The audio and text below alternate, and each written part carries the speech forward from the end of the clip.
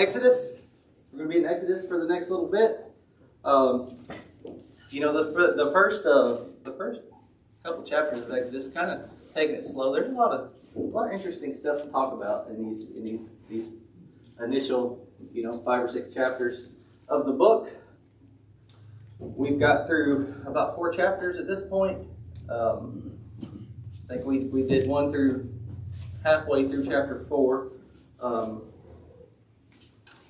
We're going to start getting into Moses returning to Egypt today, or at least definitely on his way to return to Egypt in the story of his journey.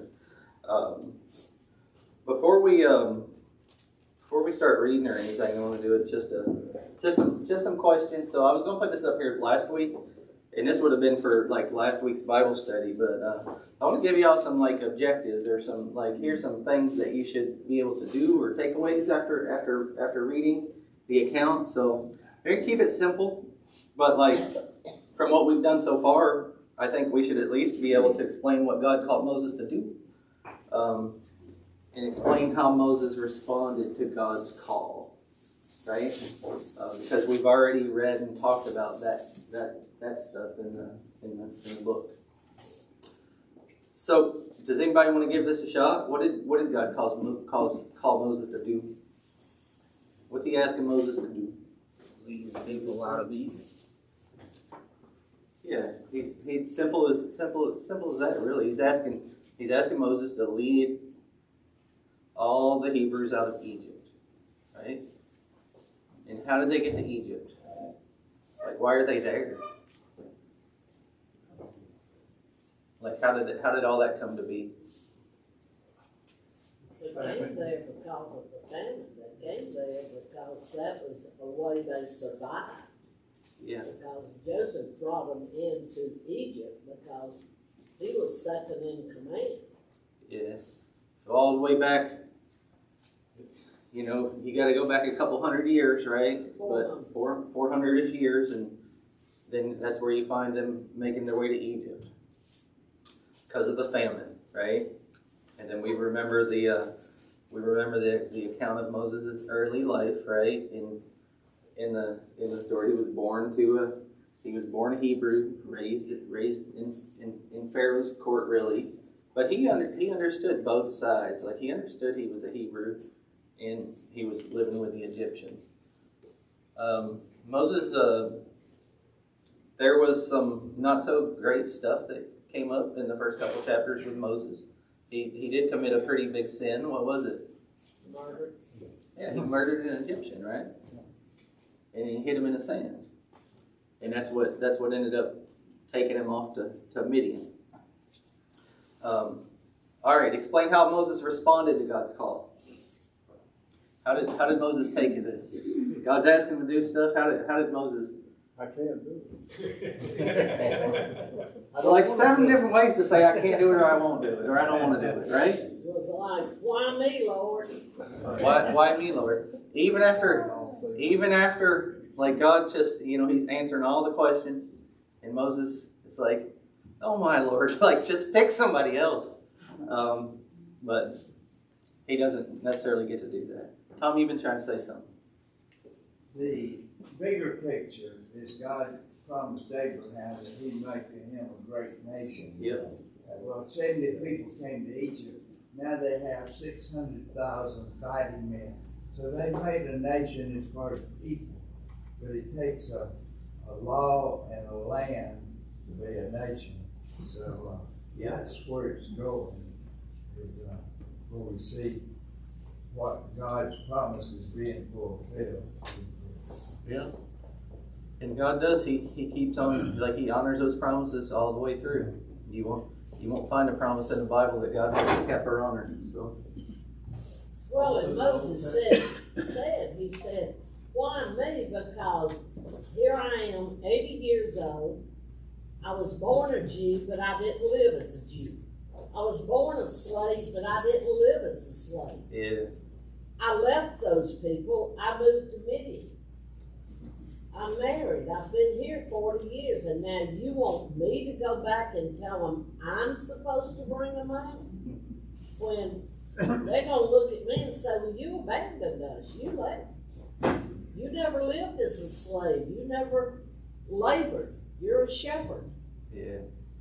I think, like I said, Moses kind of gets a bad rap in the story early on, but I can't say, like, when you really think about it and you really look at it, I can't blame him, right? Can't blame him for not wanting to do it or not wanting to go. I think that's a natural reaction that most all of us would have, to say, like, you want me to do what? Like, all right, explain more, give me more info. I still don't want to do it. We all go through this. We all do the same kind of stuff and same kind of reasoning in different ways. Go ahead. I was also going to say a key point in this with God coming to Moses. When, not to get too far off base, but when it actually came down to the time, God also used Moses' brother to do the speaking for him, because Moses had trouble talking. Yeah. So there's another key takeaway. Where Moses had trouble speaking, his brother took over. Yeah, used Aaron, so now it's a tag team, right? Just a map just to kind of show you this journey, and I mean the line might not hit the spots bet on, but anyhow, Egypt's over here, right? And then Moses, when he leaves Egypt, he's going all the way over to Midian, all the way over here by the Red Sea. It's about a 200-mile journey. So it's not like just walk down the pass or something like that. It's like go up to Birmingham, right?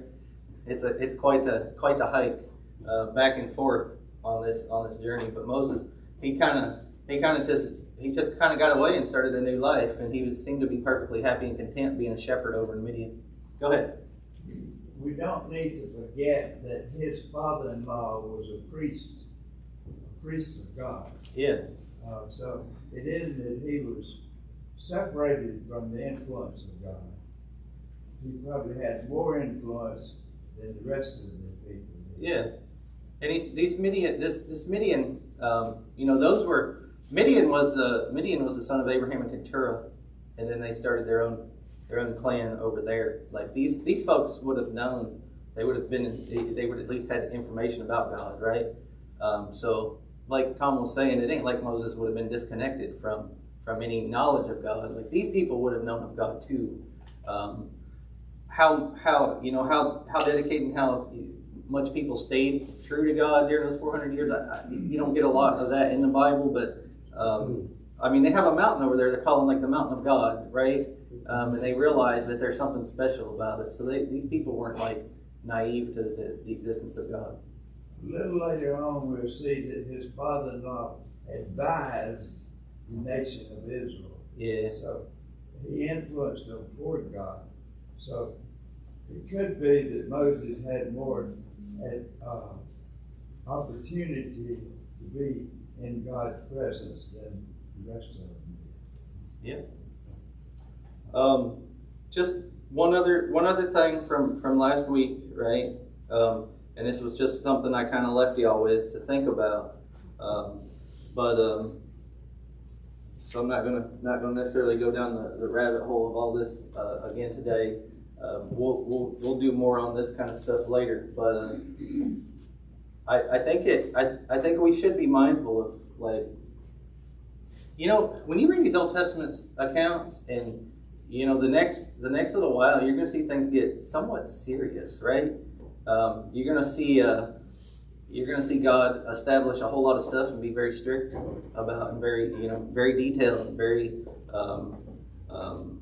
sometimes he almost seems unkind in the text and stuff like that. But we got to remember that God is God and He's holy, and He's to be treated as holy. Examples of seriousness, right? Take off your sandals, right? Because at the burning bush, He's a holy being. But I just want you to think about, like, when you read these stories, think about how we use His name and how we treat Him in today's culture, because it's still the same God. The God of the Old Testament is the God of the New Testament, and we should still be treating Him holy. and sacred, and we shouldn't be using his name unless it's to praise him. Dolores? As far as the name, in Genesis 17:1-2, he says that he appeared to Abraham and Isaac and Jacob as El Shaddai, Yeah. which is God Almighty. But he did this to Moses and them too, Yahweh. Yeah. So there's a little difference. He never talked to them before as Yahweh to Moses. Yeah. He's he definitely reveals his name to Moses. You can get in a Bible dictionary and you can find Yahweh. But remember Moses is the writer of the first 5 books of the Bible too, right? So did Abraham know his name? Maybe. Maybe not. But Moses definitely does. But anyhow, just be mindful of it. It's just something that we can take away and think about, right? And it is how we're using God and his name and all that. So here's some kind of learning objectives for this week and next week, right? One of them we're going to deal with today and talk about is this. It's going to come up here real soon in the text. Talk about explain why God was going to kill Moses, because we get to that in the text here as soon as we start reading. And then these will kind of be next week, so y'all can we'll get into this a little bit today, but then I'm going to talk about these for sure in next week's reading. But interesting text right off the bat where we left off last week. Let's just read a couple verses and then we can have some discussion about it. So Moses went back to Jethro, verse 18. Moses went back to Jethro, his father-in-law, and said to him, "Please let me go back to my brothers in Egypt to see whether they are still alive." And Jethro said to Moses, "Go in peace." And the Lord said to Moses in Midian, Go back to Egypt, for all the men who were seeking your life are dead." So this text right here comes on the heels of Moses just came down, like he was at the whole burning bush scene, right? God's telling him, like, "Hey, you're the man. You can take Aaron too, but you're it. You're gonna go deliver these people." Moses goes back down to Jethro, says, "Let me go back to my brothers in Egypt, right, to see if they're alive." Moses, he's not entirely honest with Jethro here either. To be in his text, right? He's missing the whole part about how God just appeared to him in a burning bush up on the mountain, right? I would say, like, when you just a practical note, right? There might be an opportunity to get some advice from somebody else here if you're willing to have a conversation about it. But Moses says, I don't need to go back to Egypt to see if my brothers are alive. Well, don't you think he was showing respect to his father-in-law? Because his father-in-law was kind of his boss. Yeah. And he's going back to really saying, "I need to go. But Yeah. I'd like to have your blessing." He is showing respect by going back, but he might be able to go to the older man and get some advice too on, like, "Hey, I just had this encounter with God, and I really need to sanity check this off another person." But he doesn't. Google it. Yeah, he couldn't Google it then. So Moses took his wife and his sons and had them ride on a donkey and went back to the land of Egypt. And Moses took his staff of God in his hand. And the Lord said to Moses, "When you go back to Egypt, see that you do before Pharaoh all the miracles that I have put in your power. But I will harden his heart so that he will not let his people go." Some interesting stuff comes up in this verse, in these verses right here.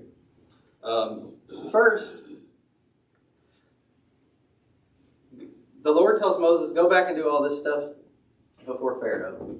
What were the signs that he gave him last week? What were they? Do y'all remember?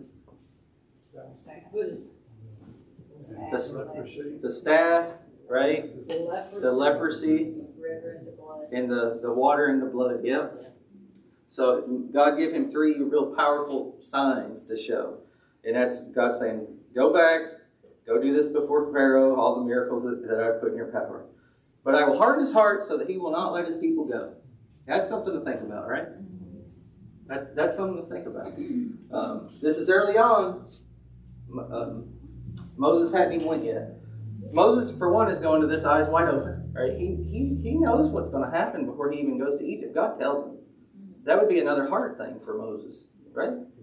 But what do y'all think about that comment? When you're talking about God, I will harden his heart so that he will not let his people go. That's one that we've discussed many different ways over the years in different classes, and some people have some pretty interesting thoughts on verses like that. I think that Pharaoh always had the tendency that he didn't want them to go, and the Lord is reiterating to him, this is your real belief. So that he really stands his ground and says, no, you're not leaving. Yeah. Because I think Pharaoh would have a tendency anyway to say no, because there went all their servants. There went everybody building all his buildings. And I think the Lord would just make him think twice harder, think more about no, and be uglier. Yeah. So, couple things to keep in mind, right? Some people feel a little sympathetic for the Pharaoh here, right? And say, like, how can God harden somebody's heart, right? Don't forget, this guy is an evil dictator, right? He's brutal. Like, he's literally got 1 million people in slavery, like in bondage, and forcing them to do stuff for them, right? So this is not a good guy by any means. Like, he's not a good guy. And we'll see that stuff in text. Well, God knew that, so he used that Yeah. to his advantage. Romans 9:17.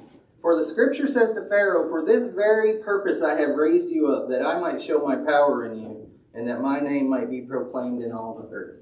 Right? So even Pharaoh has a purpose, and his purpose right now is so that God can show his power through him, right? And that God's name will be proclaimed in all the earth. It's a hard thought for a person to consider, like God could use another person in that way. God can even use the evil people to bring about whatever he wants to happen. And he does that with Pharaoh. Go ahead. One of the big things is if the Israelites had joined forces with other armies, they could have defeated Egypt. So this is one reason he wanted to prevent that.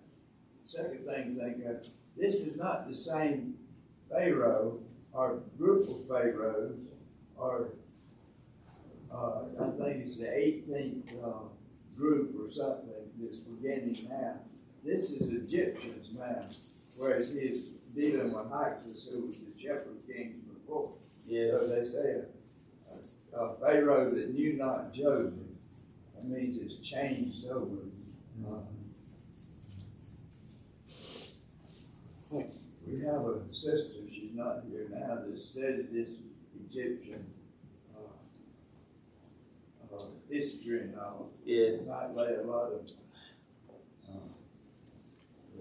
I won't volunteer for her. Sounds like you already did. No, I'm just playing. Anyhow, it is a different Pharaoh. But these guys seem to be brutal, like, to be honest with you. But I'm just saying, like, some people have interesting thoughts about this. But, you can even read in the New Testament, sometimes God says enough's enough. He turns people over to their lustful desires, and that's the way God's wrath is outpoured actually in the New Testament. But you see in the Old Testament, and this guy's the evil guy. He's had his whole life to get his stuff in order. Then you will say to Pharaoh, thus says the Lord, Israel is my firstborn son, and I say to you, let my son go that he may serve me.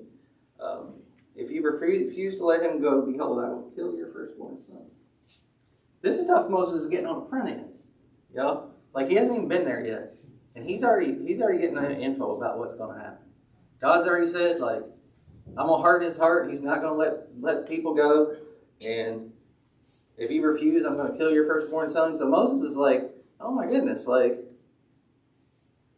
Pharaoh's firstborn son's going to die. Like, I'm going to be the guy, like, having to orchestrate or be the middle guy in all this. Like, again, I wouldn't have wanted to do it either.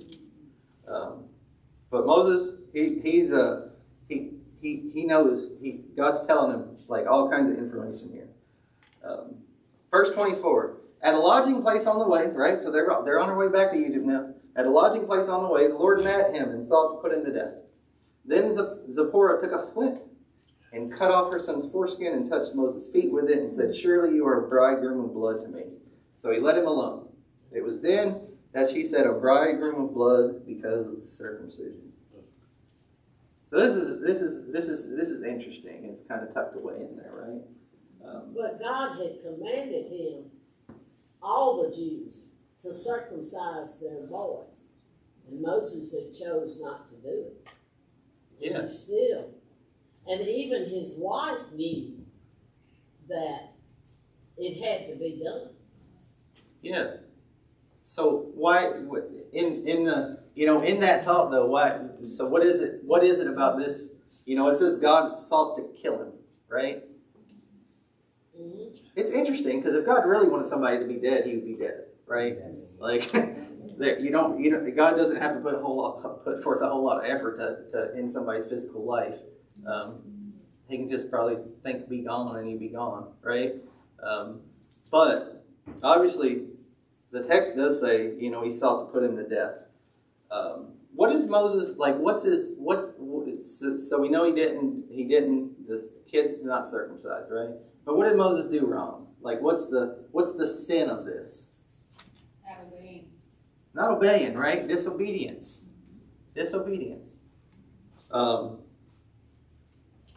Like she was saying, Genesis 17, right? Verse 12. For the generations to come, every male among you who is 8 days old must be circumcised. Every male, including those born in your household or bought with money from a foreigner. Whether in your household or bought with money, they must be circumcised. My covenant in your flesh is to be an everlasting covenant. Any uncircumcised male who has not been circumcised in the flesh will be cut off from his people. So how's Moses supposed to go to these Hebrews, right, and be their leader if he's not obeyed God, right? This is an important thing for this group of people. It's literally a symbol that you are a follower of God, right? That it's a marking of sorts. Well, that's the way the Pharaoh daughter knew that Moses was a Jewish baby, because he had been circumcised. So he was even, but he had just he knew God because he knew he was in that burning bush, but he had just ignored the fact of his son. Yeah. So he was just in defiance. So Moses would have been very familiar with circumcision, right? Because he was born a Hebrew, and he stayed linked in with the Hebrews. So you can't tell me this conversation didn't come up in the context of living life at the time. And then once again, we talked about the Midianites too, and how they are descendants of Abraham, and they would have known too that folks would have needed to be circumcised. So both of them, this family has been disobedient to God at this time. Moses and Zipporah. Whose responsibility is it? Well, Moses is the God-appointed leader of this family, right? So he should have took care of it, as God instructed on the 8th day. But he didn't. Zipporah does, she does step up here, and she saves the day. And it does show that she is willing to be obedient to God in this text, right? Could you imagine being a mother of a kid on the road, having to whip up a flint knife and circumcise your son? It's just something to think about, right? And then that probably delayed your journey and stuff too for a little while, because it ain't like a 5-minute recovery. But go ahead. These people were used to using knives and slowing sheep, and every day they're used to cutting meat and all. So it's shocking to them as it might be to us today, because this was a daily walk of life for them. Yeah. Zipporah doesn't seem too happy about it though. How old do you think this child was? Text doesn't say. It says Moses is 80. So how old do you think this child would have been? I don't know, to be honest with you. Text I did try to find that out. The text doesn't tell us. They could have been anywhere from a couple months to in their teenage years or something. They could have been older by now. It just doesn't tell us. Some say 17 to 19. Yeah. I can't back that. Yeah. So 17-year-old. So he's becoming a young man. Yeah. So imagine if that was a 17-year-old. Yeah. I'd have been running down the mountain. You didn't have to call me.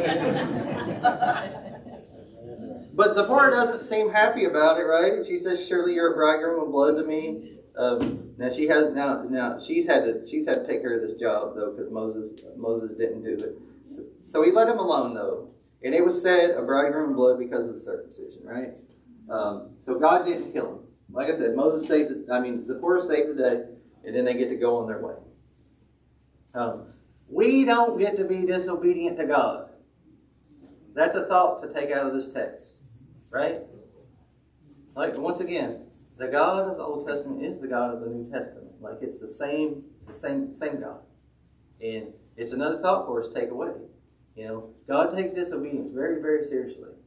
And it's just, we don't get to be disobedient to God either when He has things and instructions for us, ways that we're supposed to live. We don't get to do it. God takes that stuff very seriously. Exodus 4:27. The Lord said to Aaron, "Go into the wilderness to meet Moses." So we get Aaron coming in now. So he went and met him at the mountain of God and kissed him. And Moses told Aaron all the words of the Lord, with which he had sent him to speak, and all the signs that he had commanded him to do. So Moses, he brings Aaron up to speed on everything that's going on. Right? That's what's going on. They have a meeting. Moses is like, "You ain't gonna believe what's going on, Aaron, but you're in this with me." Then Moses and Aaron went and gathered together the elders of the people of Israel. So now they're there, right? And Aaron spoke all the words that the Lord had spoken to Moses, and did the signs in the sight of the people. And the people believed. And when they heard the Lord had visited the people of Israel, and that He had seen their affliction, they bowed their heads and they worshipped. So Moses and Aaron are there, right?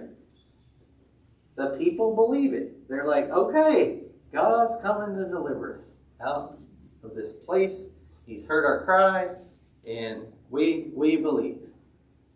So just keep that little nugget in your head for a few minutes. We'll read on a little farther. But they bow down their heads and they worship. That's the prostrate on the ground word.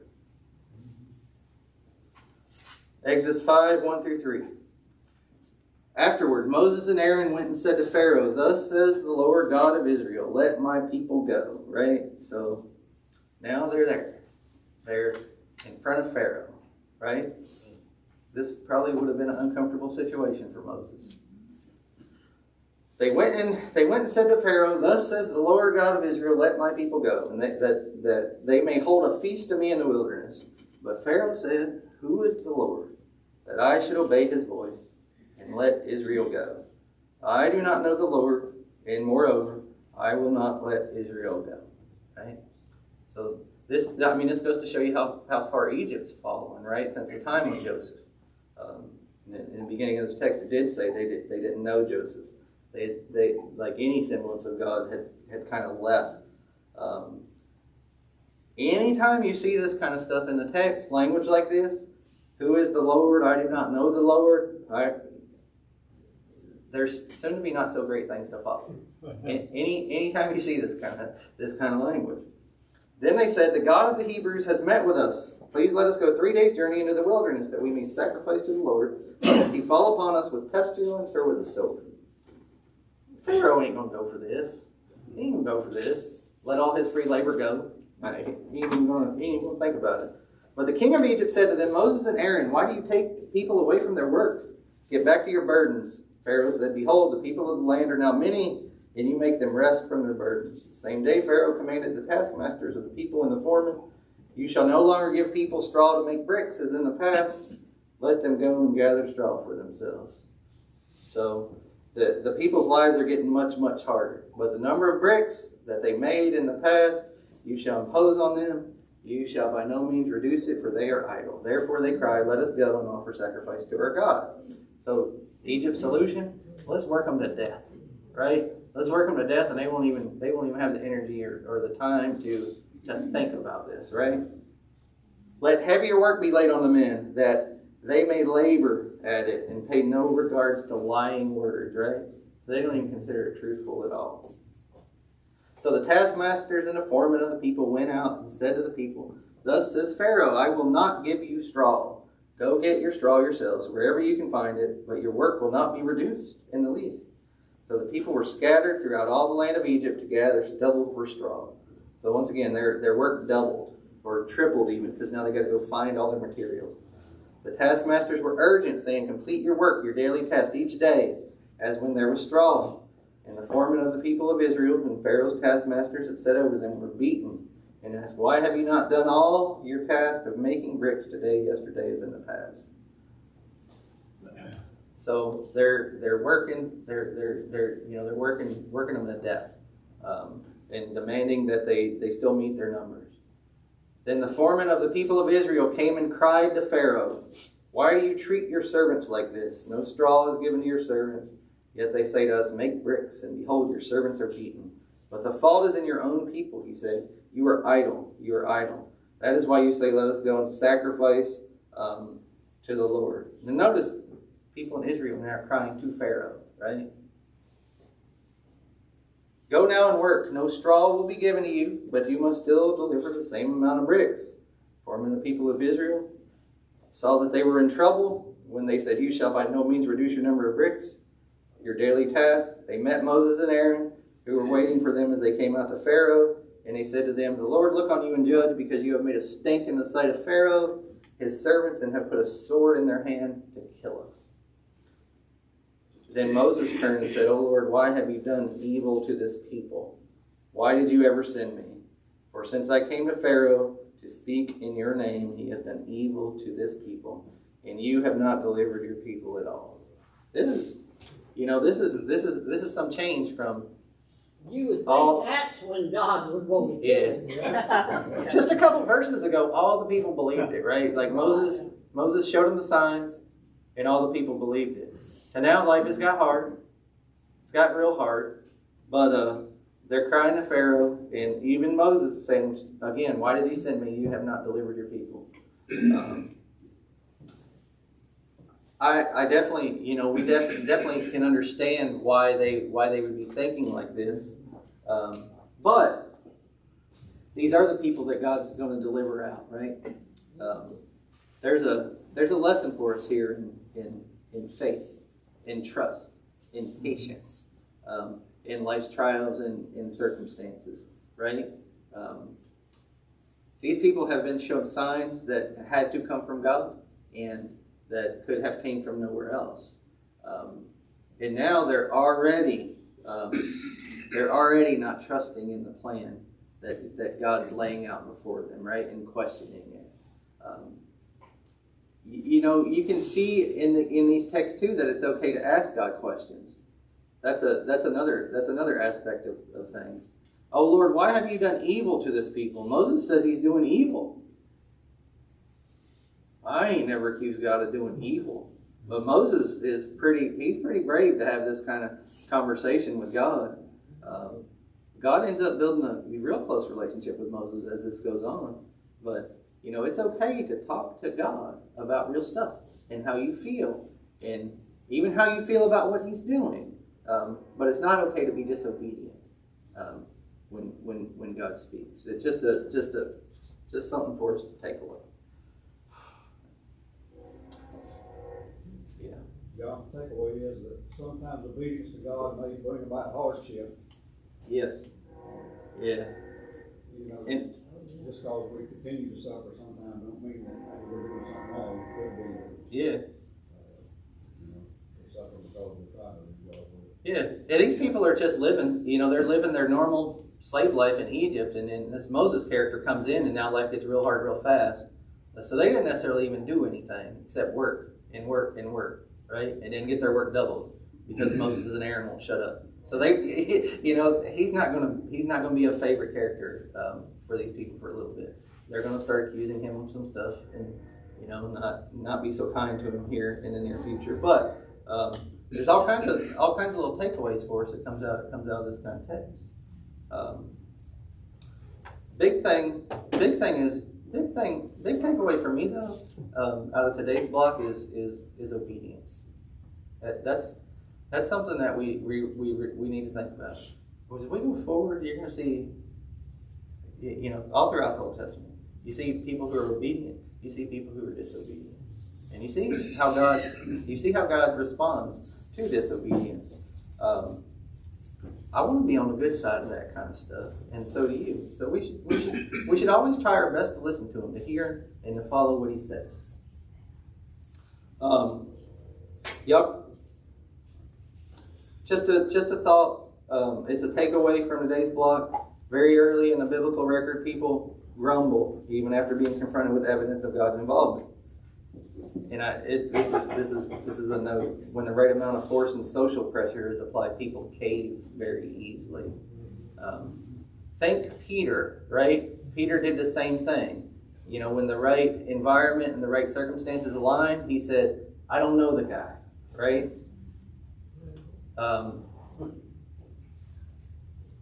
It happens in the Bible. Do we do that? Do we do that?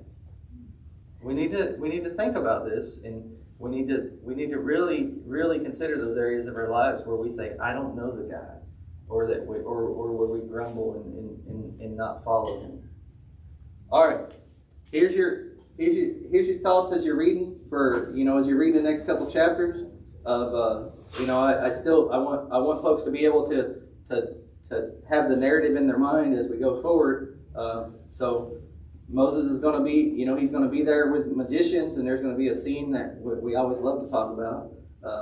And then we're going to have all these plagues coming up, and there's some interesting thoughts and connections with all those. Take those with you. This is really through chapter 10. So y'all be reading and thinking about those. Tom? Everywhere I've been, women did not know how to make the Lord's Supper, especially young women. The only recipe I know of in the Bible is in the next few verses that we're coming to. So if you're interested in a recipe for the Lord's Supper, that's where you'll find it. Yeah.